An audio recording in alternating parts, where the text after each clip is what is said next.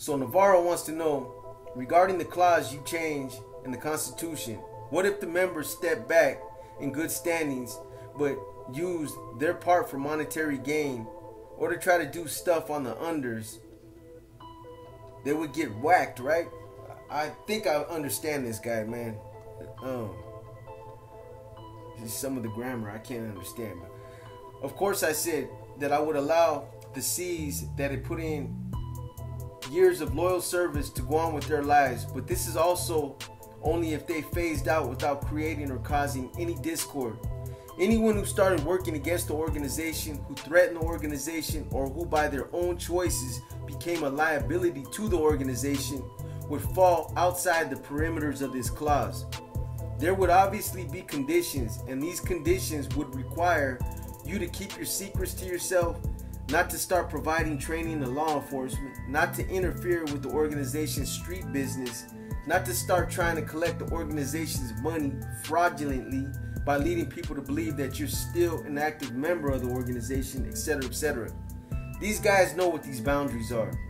If you yourself become a hindrance, if you interfere with the organization's progress, or if you in some way dishonor yourself and do things you know you shouldn't be doing, then you automatically become a target.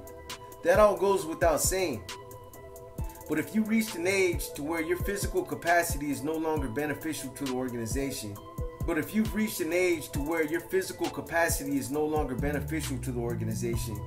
you've put in multiple years of loyal service, and you vow to just settle down with your family and stay out of the way, you're not providing harmful information to law enforcement, and you just want to be a father, a husband, a grandpa, and just a regular person living out the rest of your life out there, then why not?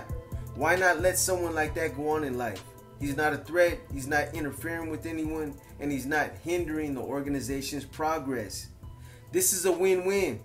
This individual also becomes someone who doesn't become susceptible to becoming an informant or someone who turns against the organization simply because he's fearful of the repercussions that comes along with making these kinds of choices. I've said it before and I'll say it again. Would you rather have guys working alongside you because they truly want to work alongside you, or dudes working alongside you because they're obligated to work alongside you and because they're fearful of making the choices that they obviously already want to make? Think about that. So Escobar Rivera wants to know, if you could build your NF All-Star team, who would be in it? How many choices do I get? Shit.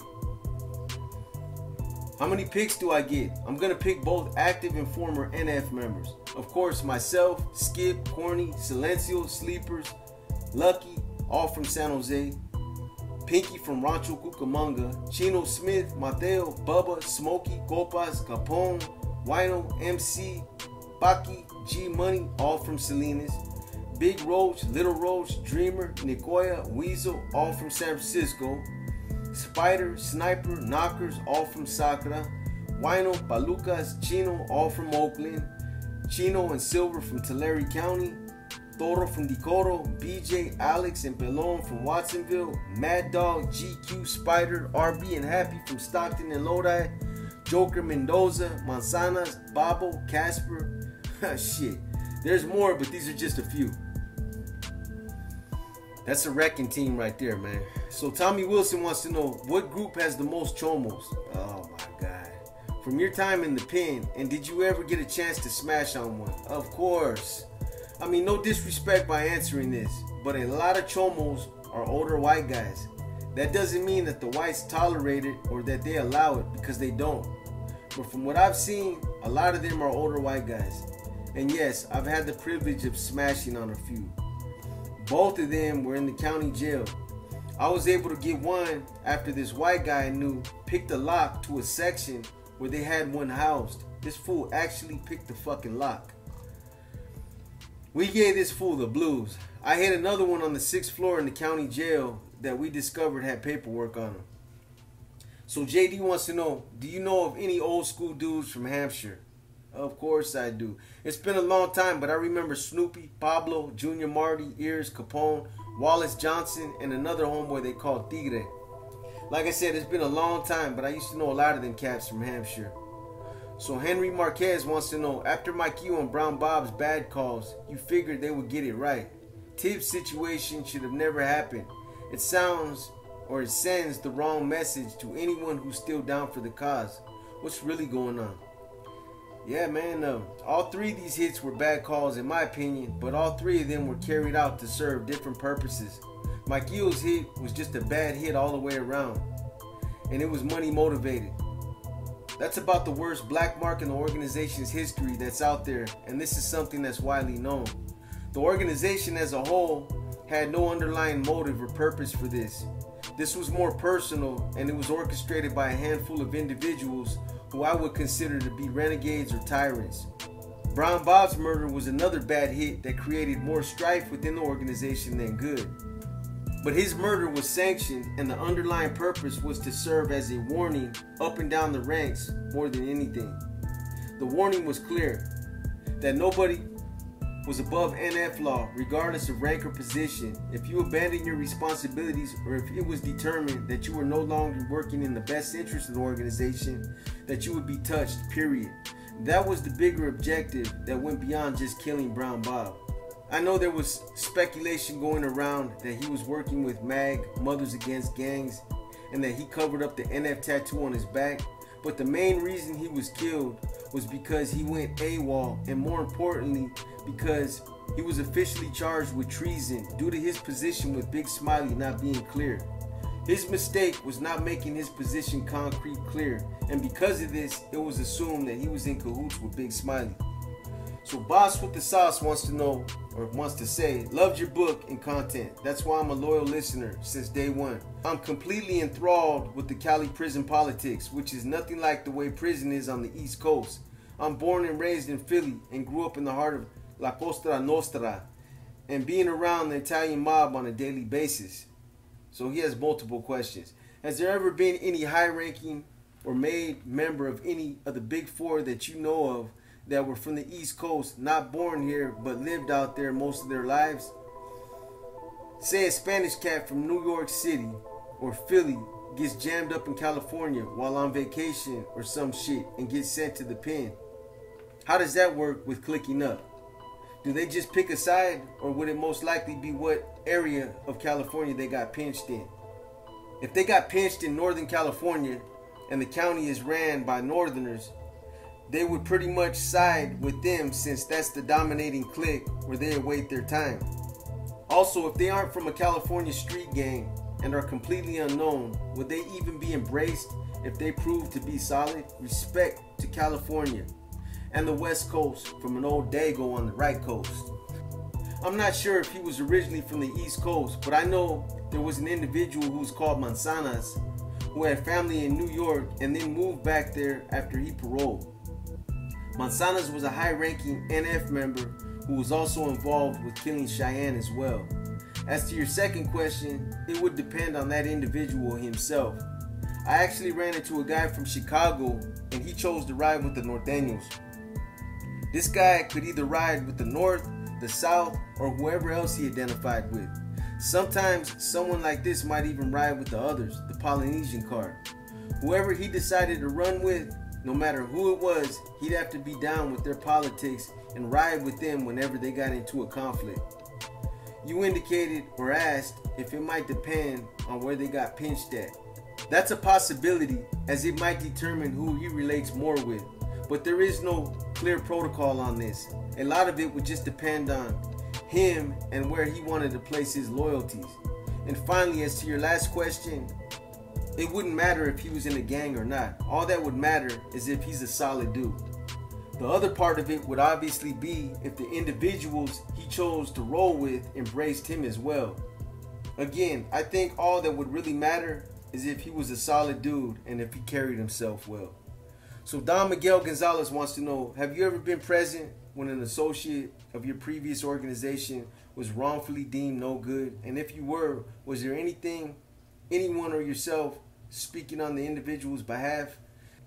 Yes, I was involved with the investigation that was conducted on Mike MC Castillo from Salinas. This is all documented in my book. This is when MC came into possession of that letter that was written by Rico addressed to Tex. I never asked MC how he came into possession of that letter or where he got it. And in retrospect, I don't remember him offering up an explanation either. At any rate, Rico's intentions and his position with regard to MC was clear based on the letter's verbiage and what he was expressing in text. I can't remember it word for word, but Rico was basically saying that MC was skimming money, that he was no longer working in the organization's best interest because of MC's position on Pablo Castaneda in the county jail when he allowed him to walk away instead of having him hit. And then one of the comments that Rico made in regards to MC that clearly stood out to me was, out with the old, in with the new. That was a heavy statement, and we both know what it meant. Because of the frivolous accusations that Rico was making, and because he had Lobo confirming everything he was saying, I became aware of the fact that Tex issued a green light on MC, and that this was being done underhandedly. MC was usually real laid back, and not much shook him out of his character. However, he knew and understood that this had the potential to turn into something ugly, and this is when he asked me for my assistance. MC was short to the house, but I was getting ready to go back to the shoe in Pelican Bay, so I was in a position to touch base with those who needed to be contacted, and that's why MC was depending on me. He laid out all the details of what had taken place in the Salinas regiment, including the bank, the unaccounted for money, the detraction between Rico and Lobo, and MC, and all the other issues that were involved. Coincidentally, I ended up landing in a good pod once I got back to the Bay and had a direct line to Corny and Pinky. For 2 weeks straight, I struck up report after report, addressing all the things MC had told me. Corny was the one who conducted the investigation on behalf of himself and Pinky, but at the conclusion of submitting all my reports, the green light on MC was rescinded and he was fully cleared. This was important too, because I knew MC was still at San Quentin, and my objective was to conclude the investigation before he paroled and was placed in harm's way. Corny had even assured me that he was cleared based on the information and all the reports I had submitted. And then I remember MC paroled in August of 1998, and not long after that he was killed. After looking into this further myself, I found out that the green light that Tex issued on MC was in fact rescinded by Corny, but that this wouldn't have mattered either way. Bottom line, MC didn't have a chance regardless of what Corny or Brass did, because Rico just claimed he never received the clearance kite that Corny sent him and thus proceeded forward with the green light. But this was bullshit. Rico had received the clearance. His own wife, Regina, confirmed giving him the letter, but yet he just continued claiming he never received it. So yeah, this situation right here comes pretty close to what you described in your question, where I personally spoke up on another NF member's behalf who was wrongfully deemed no good. So ABW wants to know, why do you guys keep wheelers? Why not read them and throw them away? I don't get it. Why keep something that can fuck you over hard? I hear you, man. I guess the best way to answer this is to liken it to why anyone would keep police reports or other legal documents. Sometimes it's to maintain confirmation about something. Other forms of documents that might be kept in the form of wheelers would be rosters, B&Ls, bad news lists, or just mandates that need to be filtered out. I'm not one who advocates for keeping a lot of paperwork or bundles of kites that aren't needed either. They become more of a liability and a threat to security. But every scenario is different, and sometimes maintaining these documents are absolutely necessary. Again, I get it. Taking a chance of getting caught with a bunch of hot wheelers is a chance you take, especially in this day and time, where just the fact that you're in possession of these kites is enough to get you a 186.22 gang enhancement. But sometimes it's not as easy as just reading these wheelers and then disposing them. It's policy and NF protocol to maintain BNLs, updated rosters of all active households, and anyone who functions in any of our street establishments. So there's always going to be some wheelers or some type of wheelers that are going to be maintained for security purposes. So Al Salinas wants to know, can you speak about Mateo Rocha of Salinas, how he's doing, or what's the last you've heard of him? From what I know, Mateo is staying true to his beliefs and continues to remain active. He's currently housed in the shoe in Pelican Bay, and that's probably where he'll sit until they decide what to do with him.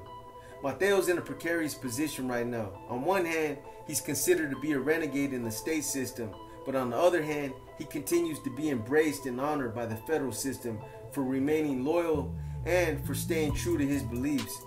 Either way, he remains respected by a lot of N's, NR members, and NF members in both the state and federal. I'd be surprised if Mateo checked out and decided to drop out. I would never put it past anyone, as I've seen some of the best take that route, but I just don't see that in the cards for Mateo right now. So the real Rico Mercado wants to know, the murder of Yogi should have broken all state truces.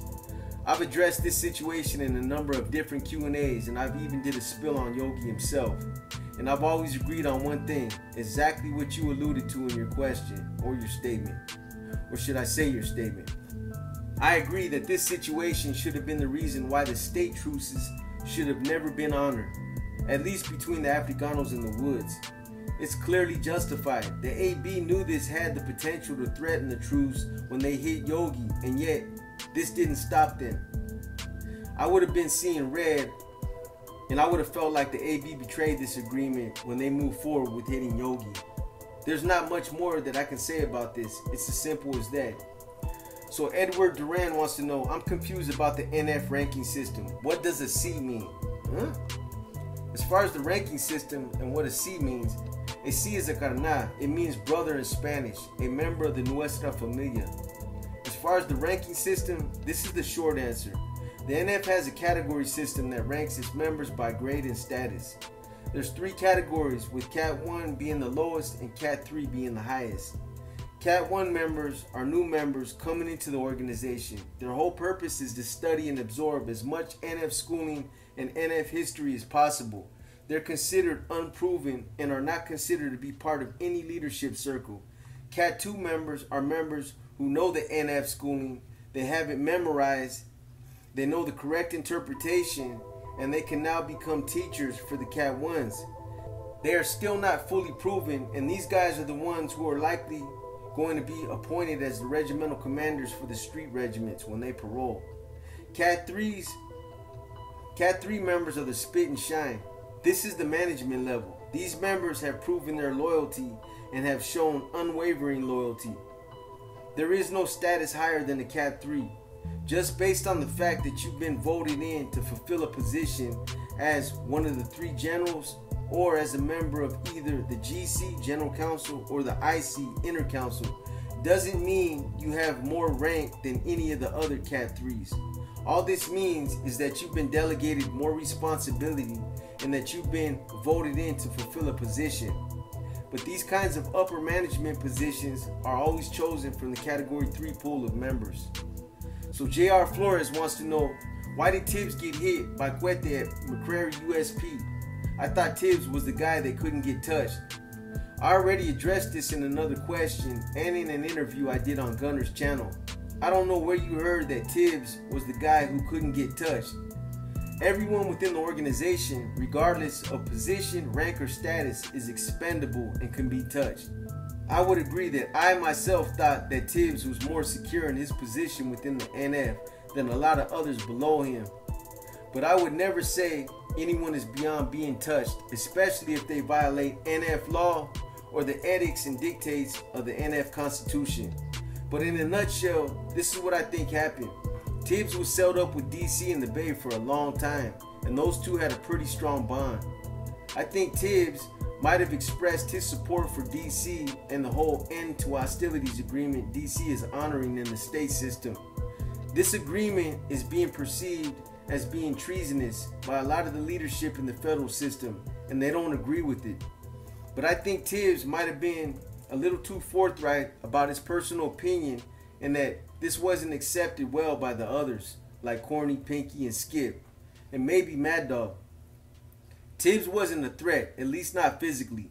He was in his 70s and he could barely walk. But he becomes a threat in other ways. Someone like Tibbs, who was a former general, has too much influence and still maintained a strong ability to become persuasive to others around him or below him. A lot of people continue to look up to him, so for this purpose, I believe he was hit and became a threat. Cuete, of course, was just performing cleanup, something he'll continue to owe for the rest of his days on this earth. As we all are aware of by now, Tibbs just recently passed away not long after he was hit. From what I know, he was housed in MCFP Springfield, which is a medical facility. I personally believe that the old fella just gave up. When you've been a part of something for more than half your life, something you wholeheartedly believe in, and then all of a sudden it's taken away and everything changes, that's a hard pill to swallow. On top of being sick, this was probably just a breaking point that became too much for him to handle. It's just my opinion though. So Richard Davis wants to know the blacks check paperwork. Let me make something very clear before I get into this. I have nothing but the utmost love and respect for the Africanos, and nothing I'm about to say is personal or in any way intended as any form of disrespect. Anybody that knows me knows how I am when it comes to all that. As far as whether or not the Africanos check or pull paperwork, they do, and a lot of old school BGF members who were schooled right function like they're supposed to. But on the flip side, there's a lot of them that don't, and who function too loosely. This is why a lot of people accuse them of not screening their people, and in other instances, allowing some of their own people with R's on their jackets to coexist. You can't take on that carefree position or say, it's not my business, and neglect these type of fundamental responsibilities. This is how you keep your people cleansed and ensure that trash doesn't slip through the cracks. Pulling paperwork, cleaning house, and maintaining these strict policies isn't something that's always been automatic with some of their leadership. I've had the unfortunate experience of having to push some of them to begin following these policies, and even then, this was an arduous task. You can't be discouraged because there's people that just don't like to be pressed, that some people become problems when you ask them to produce their paperwork, etc., etc. These are protocols that must be followed, and this is something that the NF, the MA, and the AB have always been meticulous about. There's a lot of good Africanos out there, so this isn't a blanket statement, and you can't say that this applies across the board. Unfortunately, this is a serious part of maintaining your integrity, so when things like this aren't done, or rumors circulate that certain people ain't pushing the kind of line they're supposed to, it's something that's going to continue to be said until it's proven otherwise. So DP650 wants to know, do you know Fidel De La Riva? He came out on a documentary. Yes, I know Fidel De La Riva. They call him Boxer and he's from Selma. I was housed in C11 in the same pod with him sometime between 1997 and 1998. At the time, he was celled up with Luis Montalvo, Lucho from Hayward, and I was celled up with Antonio Solis, Baby Joker from Salinas. Boxer was a high-ranking NF member who at that time was part of the NF leadership. So this concludes this Q&A. I hope you guys enjoyed this episode, and I look forward to answering more of your questions. Before I close this up, let me again emphasize how important it is that you guys support us by going on our other channel, Paradigm Entertainment Productions, and subbing to that channel for us. There's a whole different kind of platform that we want to drop on that channel, but we need to get that channel monetized first. We need to get more than 1,000 subs. So please sub to it for us. Thank you all, and thank you for all the support you guys been showing us.